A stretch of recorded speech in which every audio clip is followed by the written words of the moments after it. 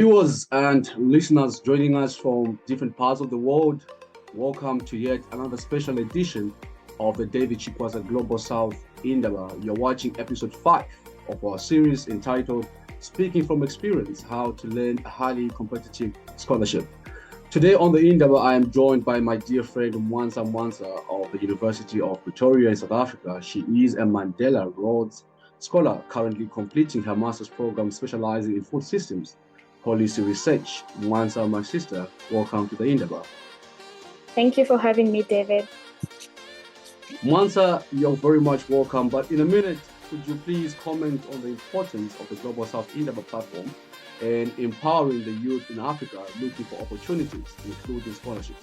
I think the Global Indaba is, a very good platform to access knowledge.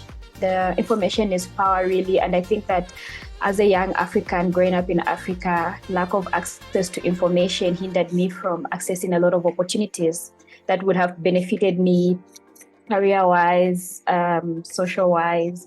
Yes. So this platform really gives an opportunity to many Africans that do not have access to important information like this.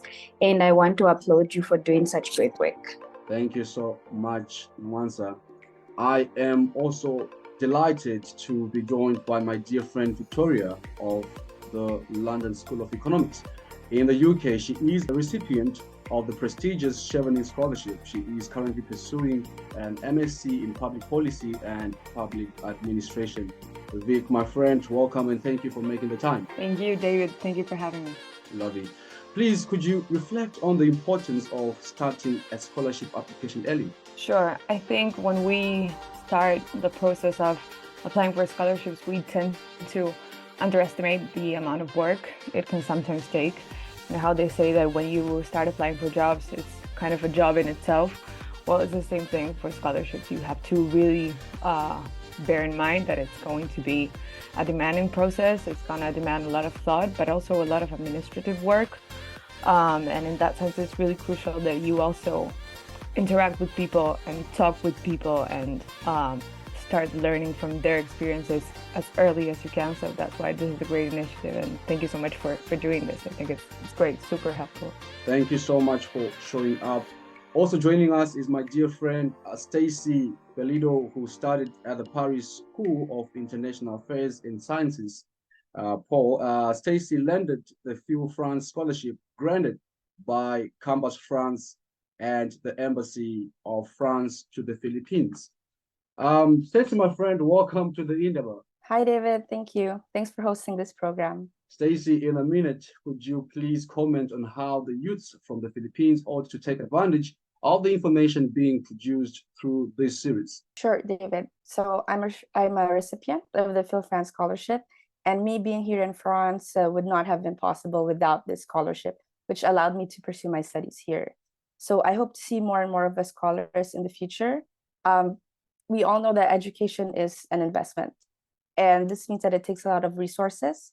But young people, especially in the Global South, have so many talents to offer, and all they need is the right opportunity to do so, to move abroad, to be able to support themselves and have the resources to support their studies, which I believe that different scholarships will provide. So I hope that more and more people, after listening to this program, will apply for scholarships like this. Thank you so much, Stacey. Finally, we are joined by my friend and brother, Nqobizitha Mlambo of the University of Manchester. Mlambo was awarded the prestigious Equity and Merit Scholarship by the University of Manchester. He is currently pursuing MSc International Development with a particular focus on politics, governance, and development policy. Brother Mlambo, welcome to the platform. Thank you so much for having me on the platform. Greetings to the other panelists as well. In a minute, Mlambo, could you please comment on how one can effectively utilize the information being generated through this series? As I'll just reiterate what other colleagues said, that information is power. But what this platform is doing is to prove that ideas are a public good, which must be shared, for the greater good of the public. So if you're a young person and you're watching this show, you're on the right platform. Make good use of the tips, the advice, and don't be afraid to just apply. The idea is about applying. And it is platforms like these that in a way help people who are nervous. Sometimes you might just need to watch a video and you are motivated. So it's a platform that is important for knowledge sharing, knowledge gathering, but more importantly, to show people that it is possible. Thank you so much, Brother Mlambo. All right, viewers and listeners, we are just going to proceed to the keynote question segment. And to open this segment for us is Mwansa. Mwansa, I'm just going to bring you in. And the first question that I have for you is, please kindly share the overview of the Mandela Rhodes Scholarship, highlighting who is eligible and when does it open and what are the key requirements. Thank you, David. So the Mandela Rhodes Scholarship is basically, I like to talk about its legacy first because I think what it stands for is very important, and applicants of this scholarship should resonate with our legacy. So it's more like a marriage between two very opposite legacies, the legacy of Rhodes and the legacy of Mandela. And I think that we all both know these two personalities. So the idea is it was born out of the Rhodes Scholarship, and it was an initiative to give back to Africa in Africa for African scholars. Yeah, so basically this scholarship is open to all Africans wishing to study at any South African institution at postgraduate level. So you can either study for your master's or your honors degree in South Africa and in any discipline of your choice. Yeah, so eligibility-wise, you have to be between the ages of 19 and 29, and you have to be academically strong because it's quite competitive, but that's not to discourage anyone from applying. Go for it. The application is usually 6 weeks long, always opens in March. The times may vary, but next year it will open on the 14th of March and closes on the 20th of April. In that period, you must submit several documents. So apart from just the application documents, you have to submit 3 referees, and the submission process of references is that you submit the email addresses of the 3 referees, and then the Mandela Rhodes Foundation will contact them directly to submit or upload a reference letter. So it's mandatory that you have at least 3, and they must all upload their reference letters. Then you're required to submit 2 short essay questions. So the first one is basically your life journey, what stages you've gone through in life to bring you to where you are. And I think this is the place where you have the opportunity to fully express yourself and tell the reviewers about who you are and what you stand for and why this scholarship is the perfect fit for you. And then the second one is just about a question they ask. In my intake, they asked about a polarizing issue in your country. Yeah, so they will ask you different questions based on who's preparing the questions in that particular year. So the idea behind the scholarship is to build inspirational leaders for Africa. So it's not just academic sponsorship. It comes with what we call a leadership development program. So during the 2 or 1 year program, you have what we call a leadership program. And in that 1 year, you attend leadership workshops where you are trained, or basically, I want to break down or simply explain the leadership program in a few words. It's a process of self-discovery and self-awareness. And we have specialized and trained coaches hired just to help us go through the process. And honestly, I want to say that the leadership program is the cherry on the cake, because that self-awareness and enlightenment that came with it changed my life. I'm a different person altogether, not just because I'm getting a master's degree, but because I went through a journey of self-discovery and self-growth. Yeah.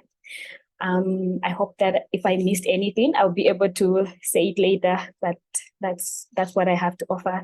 Thanks, David. Thank you so much, of course, Mwansa. So the next opening will be in March next year.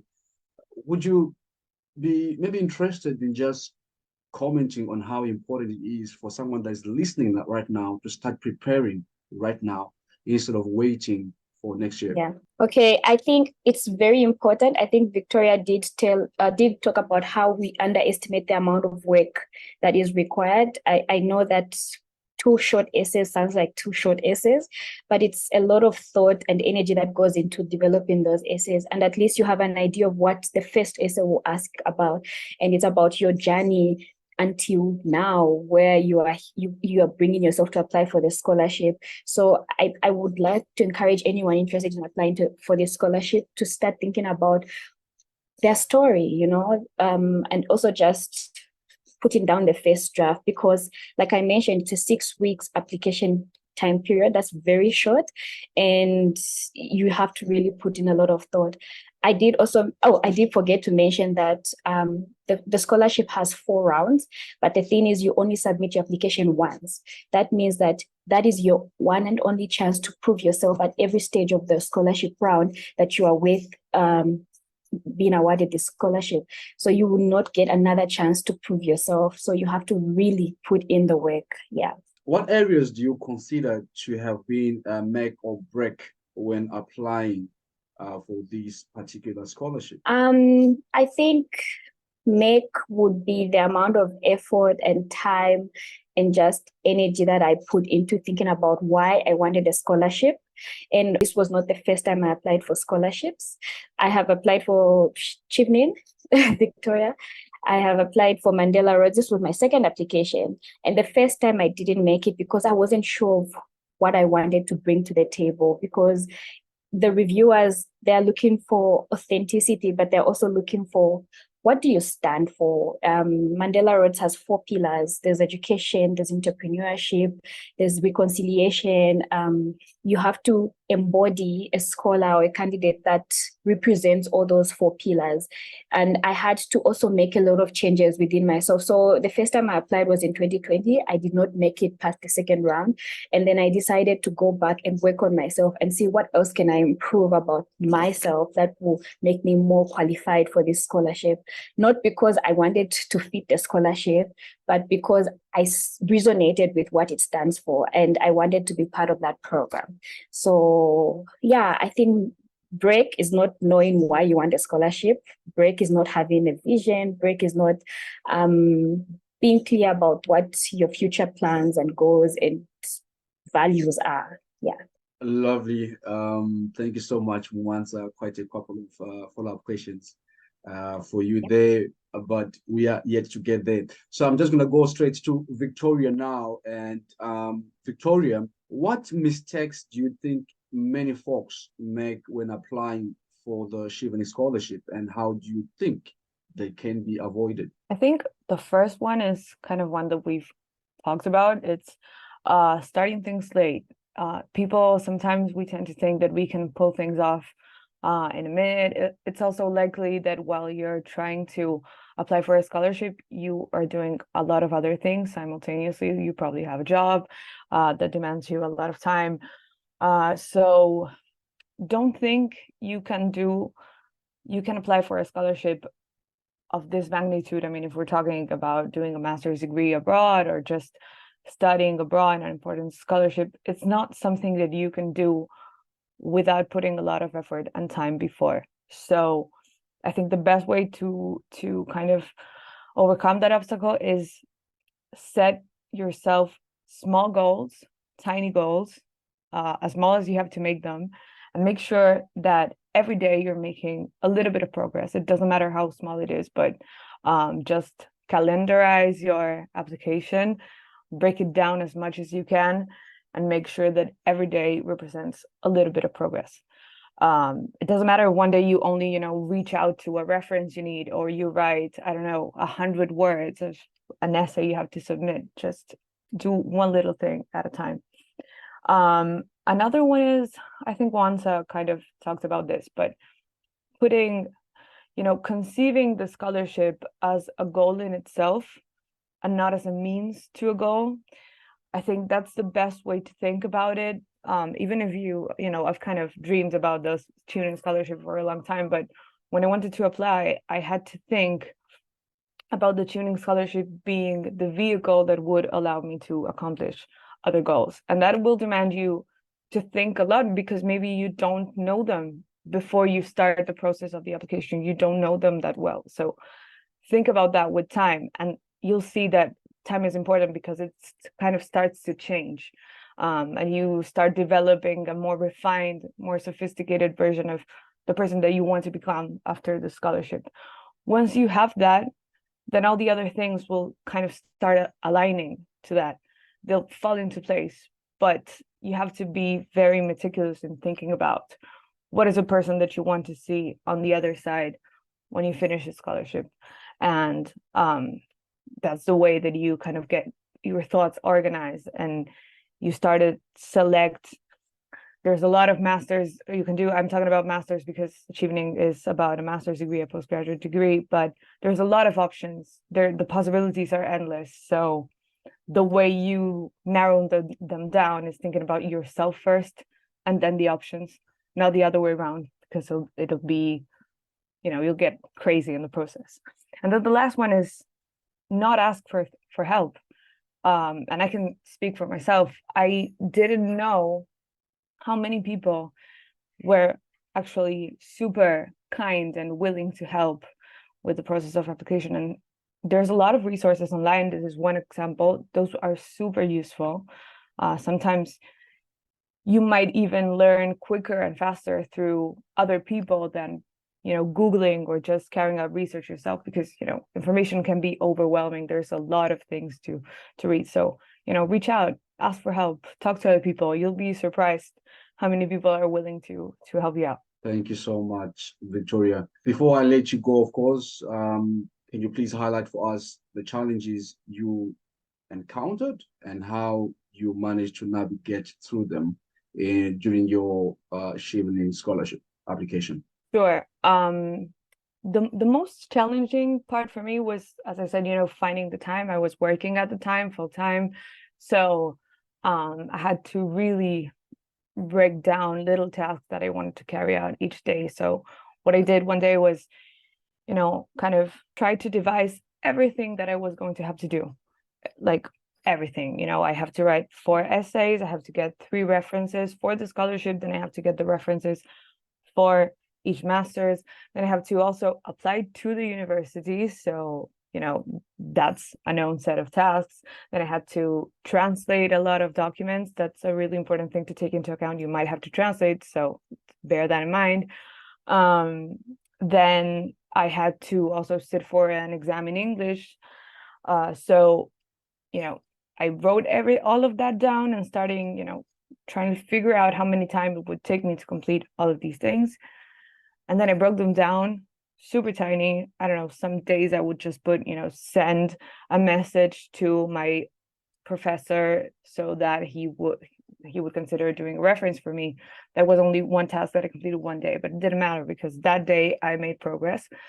That's kind of the most important one. And also a really important one was choosing the master's, choosing the program that I was going to apply for, because there are a lot of possibilities, and you'll be surprised how many really specific things for your professional development goals there are.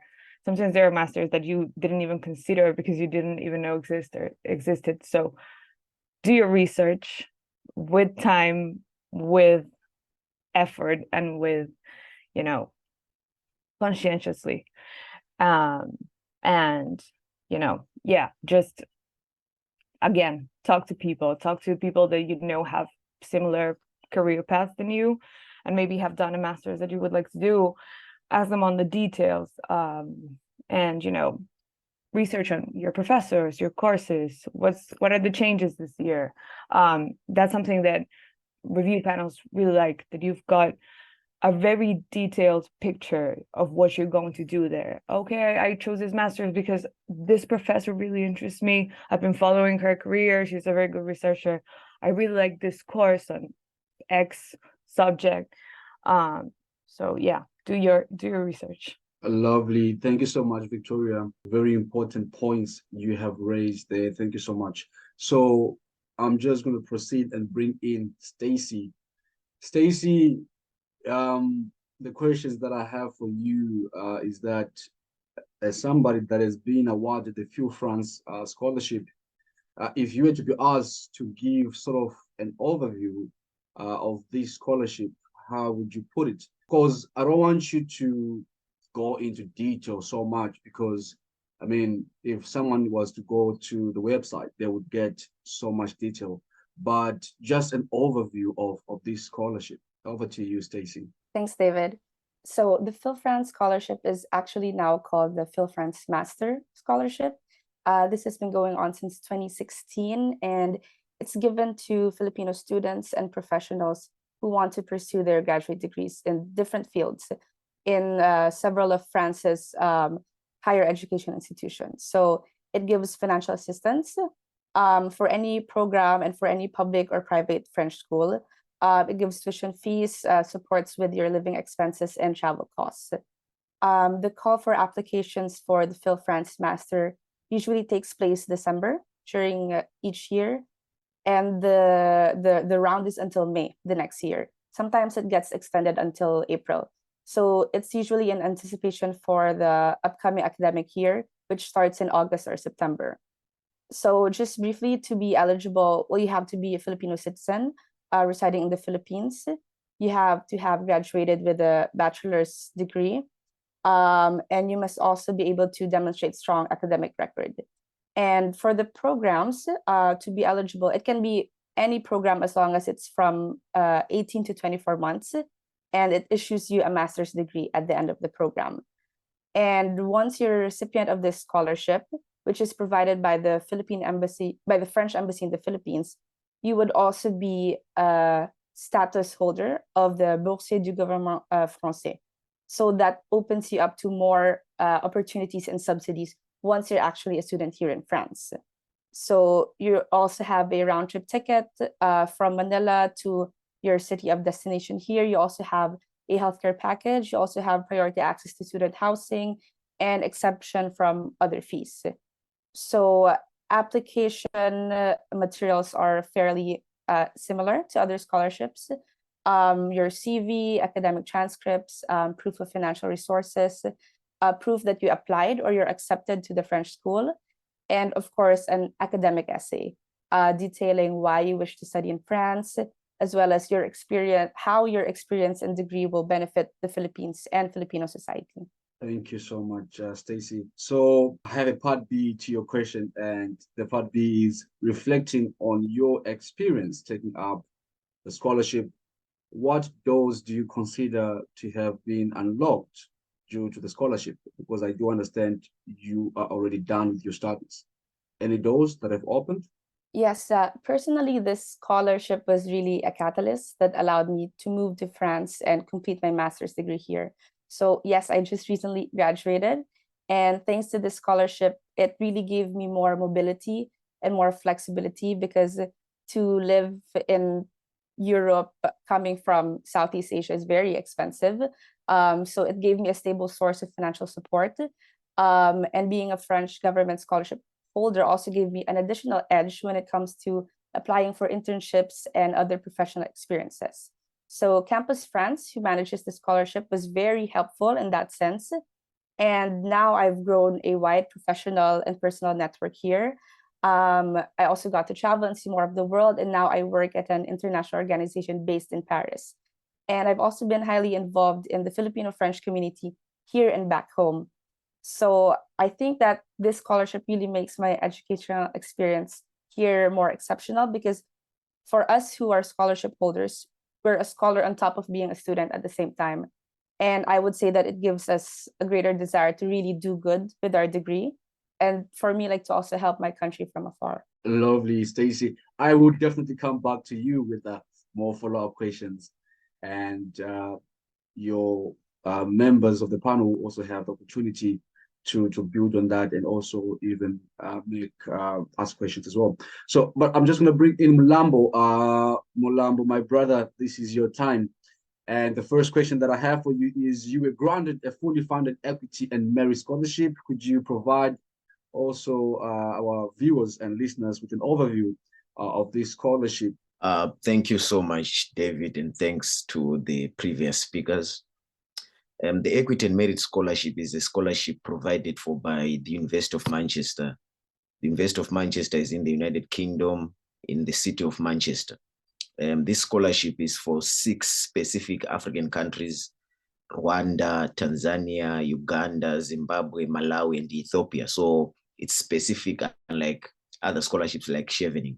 So you have to be specifically from these 6 countries. Number 2, for you to be eligible, you need to have at least 2 years of professional work experience. Why? Because by design, the scholarship is designed for professionals who are working already in the global south in these 6 countries. The idea is that once they come here in Manchester, they get their education, they have to go back as professionals with the knowledge, skills, or technical abilities acquired to their different 6 countries and help improve whatever developmental challenges that might be there in their respective countries. But also there's a bias towards the sustainable development goals. So for you to be eligible, you have to demonstrate how your work, where you have been working as a professional, has in a way contributed to the attainment of the sustainable development goals, or you are working towards, achieving or meeting some set indicators of any of the 16 sustainable development goals. You have to have a bachelor's degree. There's no specific, grade. They say you have to have an excellent grade, but that doesn't mean you have to have a distinction or a first class. You can have a second class upper, you can have a 2 degree class, you can have a 3rd degree class, but your work experience and your leadership experience further arguments your chances of getting the scholarship. So it's about merging your academic qualifications with your professional / leadership experiences. Also, they emphasize that one must be committed to returning back home once you are done with your studies in Manchester, because the whole idea, as I indicated, if you're from any of the 6 countries, once you are educated, go back and contribute as a professional to the development of your country. They also want, lastly, a clear idea of how you studying at the University of Manchester, being someone from Uganda, from Ethiopia, from Rwanda, from Malawi, from Zimbabwe or Tanzania, will impact you personally as a professional, but more importantly, how it will impact the communities you work with, the organization you work with. If you're working in a government department, how that will affect the government department you're working in. The courses that the master's covers are various, a whole range of courses that are covered by this master's, except the MBA. But overall, most courses at master's level are covered by the scholarship. So I know on our cohort, there are people from engineering, some from law, some from the humanities, some from the social sciences, some from the arts. So it's a whole, diverse group of scholars. And I think the other important aspect to getting this scholarship is that the essays are not that many. So it's just, 2 essays, maximum 300 words, and they give you specific questions that you need to respond to. For example, why have you chosen to study this particular master? So in your response, be specific. In your opening sentence, I have chosen to study a master's in law because I want to use the law to achieve social justice for women and girls in Malawi, for example. Then you go, 300 words and tell more, go deeper. But your opening sentence should always be clear. Signpost the reader, signpost the reviewer that you are clear on why you're applying, not to go around and then talk about the reason why you have applied for the scholarship and chosen this particular program. So just 2 questions. The application process, just a month. So from between 1 August each year and the 31st of August this year. So we are left with a few days before the scholarship closes. Then by period of September, they are reviewing the applications they would have received. Before the end of the year, calendar year, before December ends, they will send emails to everyone giving feedback, whether you made it or not. Then by February, March, they will be shortlisting people for interviews. And by June, everyone will be aware. Those who are shortlisted who would have been interviewed will be aware of the decision. Why I'm emphasizing this, because it's important that people do not necessarily have to apply for one specific scholarship. You have to spread your wings and apply for different opportunities, because it's competitive. So these are 6 countries, but they take 6 people from each country. So imagine 500 people apply from your country. So you're competing with 500. So it's always good to apply for a plethora of scholarships, but this is what I have to say about the Equity and Merit Scholarship. Just also to emphasize that with the Equity and Merit Scholarship, you do not necessarily have to apply for a place of study at the university. You first have to apply for this scholarship and indicate in your application when you write the essays which program or which master's program you want to do. That's a bit different from Chevening, where you apply for, I don't know, 3 masters with a similar component, or different universities and stuff like that. But this one, Equity and Merit Scholarship, you apply for the scholarship, indicate the master's program you want to do, and then once you get the scholarship, since it's a university funded scholarship, they will then help you in the application process for the field of study you want to study. And then on average, there are 40 available scholarships, of which 30 are for full-time 1-year master students. Full-time, those are the ones who are willing to fly to the United Kingdom, to Manchester, and study for a year. Part-time is for a master's, and the duration should be between 2 to 5 years of that master's program, and you can do it by distance learning. But there are only 10 scholarships for distance. So there might be someone who's saying, I'm working, I don't have the opportunity to leave. There's that 10 scholarships reserved for the 6 participating countries to study using the distance learning route. But I would advise, of course, to apply for the full time so that you have the full experience, especially when you're coming from these 6 countries in the global south, the global north experience, the Manchester experience, and the unique opportunity to network with others and develop relationships that will outlive your period of study. So yeah, that's I hope I managed to answer the question, but that's what the Equity and Merit Scholarship is all about. Thank you. Lovely. Thank you so much, Brother Mlambo. Just something outstanding that you mentioned is the aspect of you don't really have to have a distinction. You don't really have to have a 2-1. There are many other factors that contribute to your application being made strong. I think that's a very important point you raised there, and I'll be really grateful if somebody amongst us can maybe emphasize more on that in the next segment. But before we go there, I would like to ask you, Brother Mlambo, if there are also some challenges that you encountered in your application, like, outstanding challenges, and how you managed to navigate them, of course, in brief. Thank you. To be fair, I think whether it's a challenge or not, but there are moments where you doubt, where like, should I apply for this? Will I get it? Because for us, we are the first Zimbabwean cohort to get this scholarship. So you'll be wondering, among the Zimbabweans apply a lot. So that's, I don't know why I call it a mental challenge, if I may put it that way. So, but that belief might be lacking, or you might be doubting, but to overcome it, just apply. So I just applied, and surprisingly, I was shortlisted for an interview. So you have moments of doubt, but in the midst of your doubt, just apply and leave everything for the processes that will follow. So apply on time and overcome your doubt. Yeah. Lovely. Thank you so much, Brother Mlambo, for a succinct and very concise answer there. Just apply and apply on time. So we are going to proceed to the third segment of our Indaba, and this is the follow-ups and supplementary questions segment.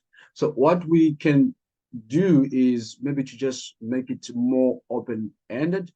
I'm going to go back to my sister and friend Mwansa to just reflect on what has already been shared by other speakers.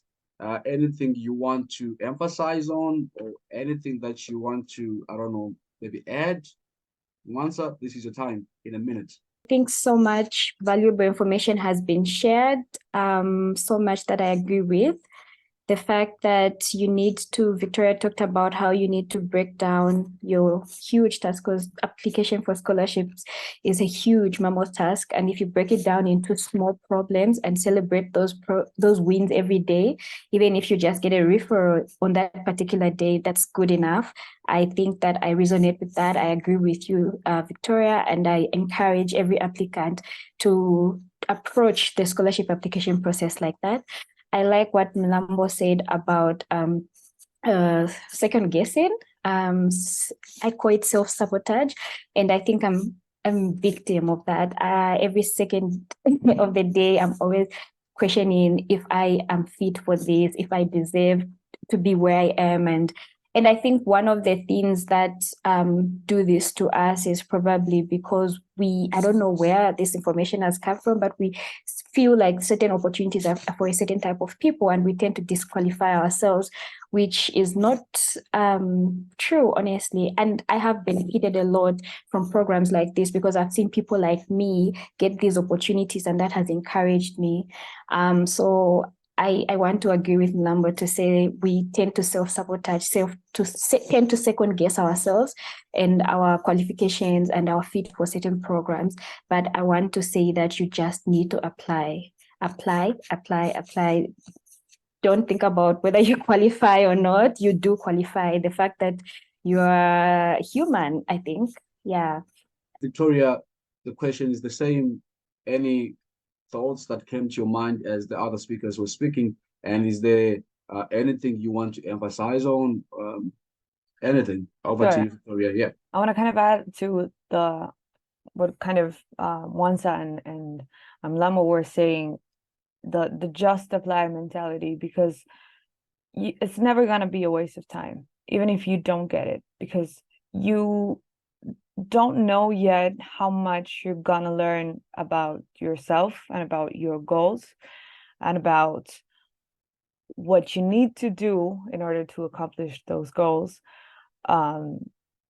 You kind of realize about that in a deeper sense once you're doing something like this, because now you got to really think about it, and you also have got to tell it to other people and tell it in a way that is compelling, that is honest, that is authentic, and that you'll feel comfortable, explaining more about. So that means you gotta really ask yourself, okay, what do I want to do? And exactly how do I want to do it? And what am I willing to sacrifice? And what am I not gonna trade in? So it's, even if you don't get the application, the scholarship, it is still incredibly useful. And a lot of people, it's super normal not to get the scholarship on the first try.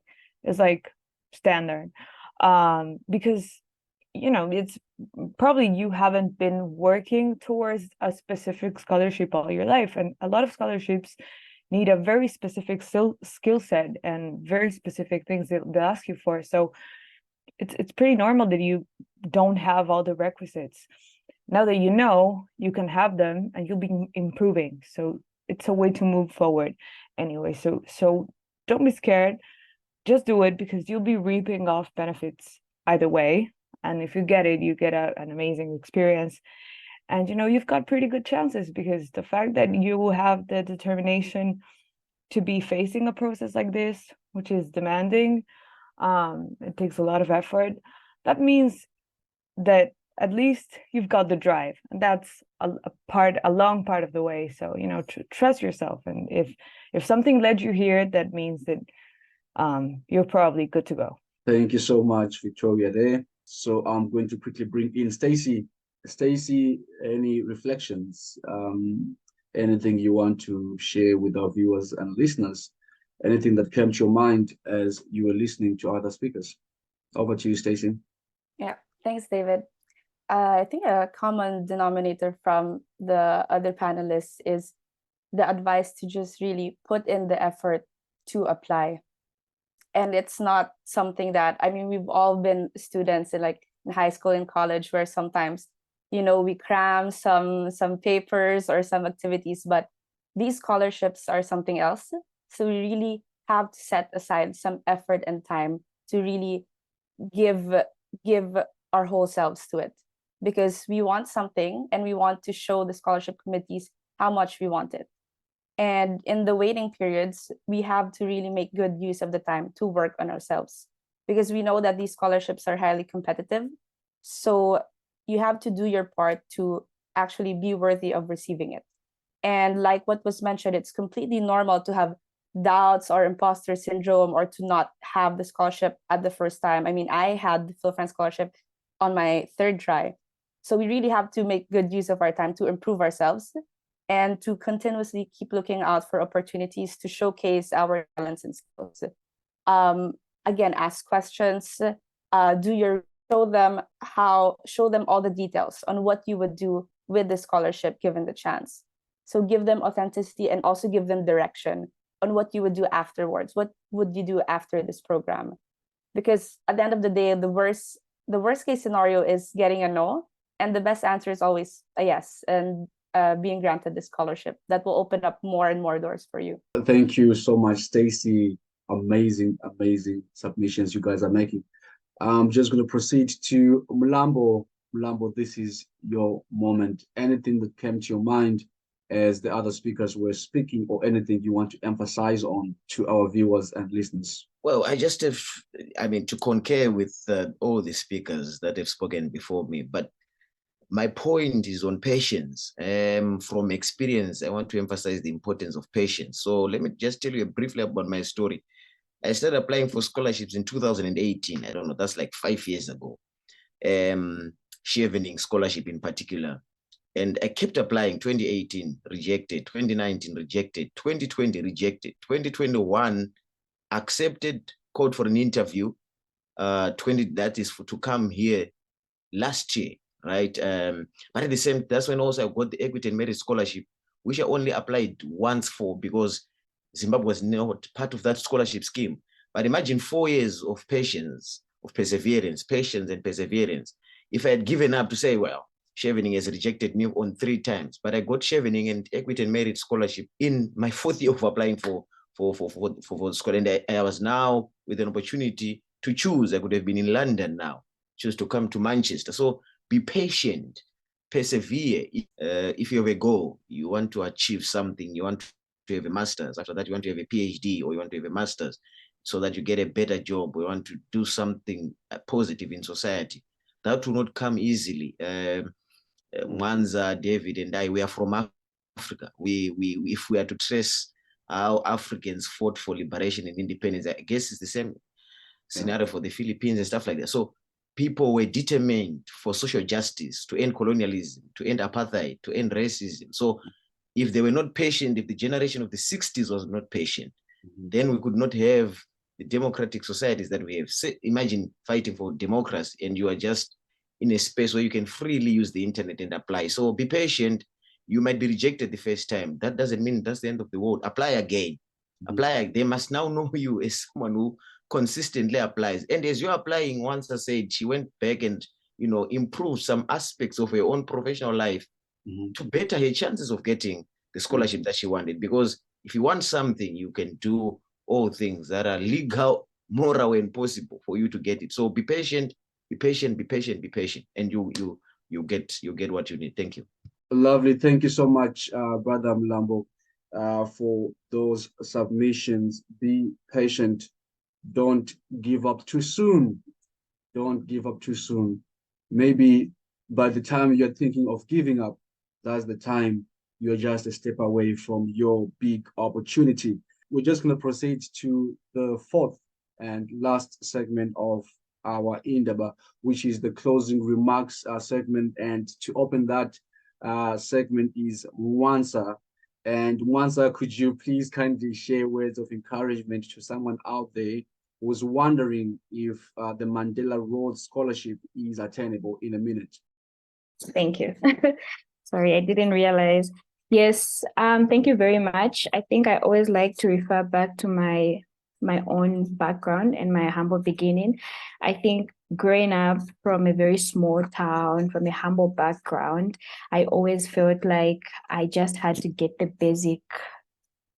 basic life, and that's enough. Go to school, go to your public university, get your job, and start supporting your family. But then there was always a part of me that wanted more. And if you're that person that feels like you want more and you come from a humble background, I want to encourage you that your humble beginning should not stop you. All these scholarships are here for you, really, and they want to hear your story. And yeah, so go for it. and be confident in your own abilities. And I think the last thing I would say is that be authentic in such a way that you do not compare yourself to anyone. That's a very bad trait for a scholarship application. They can read through an unauthentic application. So you should just tell your story as it is. Every scholarship is attainable. Just be patient and go for it. If you have a burning desire to be more, you can be anything you want in this world. Get some help. If I'm to rephrase, I would say get mentorship. Yeah, I think it really helps in the process. Somebody who has gone through the process before you, and it doesn't have to be somebody from the same scholarship. And the last one being is do not be attached to a scholarship, rather be attached to your vision. So I like what Mlambo said about how he applied for Chevening for 4 years. And then in his 4th year, he had applied for another scholarship. And when he got it, he didn't go for, when he got both, he didn't go for Chevening. He went for what he wanted because probably it aligned more with his vision for the future. So do not be attached to a scholarship, be attached to what you want to do for your. Lovely. Thank you so much, Mwansa. Be authentic. Be authentic, because the people that are reading your application, they can see through your application. So you should be very authentic. I'm just going to proceed to bring in Victoria. Victoria, could you please reflect in your experiences since being the Chevening, winning the Chevening scholarship? Would you recommend it to others? Yeah, of course. As I said before, even if you don't get it, you'll learn so much in the process that you'll be glad that you applied anyway. I just want to emphasize that it is for everyone. When you get into these international experiences, you see that people from all walks of life, from all parts of the world, with so different stories, get these scholarships. And they're so different and come from such different backgrounds. But the one thing that everyone has in common is hard work. It's not talent. It's not whether you come from a privileged background or not. It's not country, nationality, ethnicity. It's just the hard work, perseverance, and consistency that comes from the willpower that having a strong vision of something that you want to become gives you. So I definitely recommend applying for the Chevening scholarship. You'll meet a lot of people that are super similar to you in some ways, in the ways that they think of themselves in the future, the things that they want to do for their country, the things that they want to change, but are also so different and come from such different places. And you'll learn so much from a lot of things, from the master's itself, from the course, from living in a different country. I come from a very small country, Uruguay, and I've never had such contact with like people that from all around the world. So it's been super valuable for me. And the thing you learn the most about is the people you'll meet along the way, and it'll make your life a lot richer than you would have ever expected. So yeah, definitely go for it. Thank you so much, Victoria. Stacey, this is your moment. Thanks, David. So to all the scholarship applicants, I really encourage you to grab this opportunity, seize it, and embrace this challenge. The first step is essentially to know exactly what you want, program, school, or country. But honestly, the most important step is to know why you want it. So it's important to keep yourself grounded on your why, and everything else will follow. And this will show in your application letters. This will show in which programs you actually research on. And also, don't forget to take advantage of the resources that are already available to you, including people. There's always someone willing to help, someone always willing to encourage you. Even if you fail at the first try, there's always someone there who will keep pushing you to keep trying and to keep going on. And again, work on yourself. Take the time to do your research, prepare in advance. So work on the application and work on yourself. And once you receive this opportunity, be generous with others when they come to you for help, because there were people who helped you get to where you are eventually. So pay it forward as well. Thank you so much. Such great advice is there. I'm just going to proceed to Mlambo. Mlambo, your last words, your closing remarks. I would just say, don't give up. Don't give up. Don't give up. Don't give up. Don't give up. There you have it. Don't give up. Don't you dare give up. Okay. All right. So this marks the end of our enlightening and very interesting interview. Thank you so much, highly esteemed panelists. It has been a pleasure having you. And please, to our viewers and listeners, do not forget to subscribe to this channel for more episodes. We produce various educational content, including content on SDGs. We are looking forward to do a series on SDGs, so that's something to look forward to. Also, remember to visit our website, which is www.globalsouthopportunities.com for global opportunities, including scholarships, fellowships, jobs, internships, grants, funding, online courses, certificates, all of it. It's a one-stop platform for you there. We also accept, review, and publish opinion articles. So do contact us for more info if it's something of interest to you, because it is these things, these small things, that contribute to making your application strong for a highly competitive scholarship. So from Global South Indaba, it is ciao for now. Thank you so much.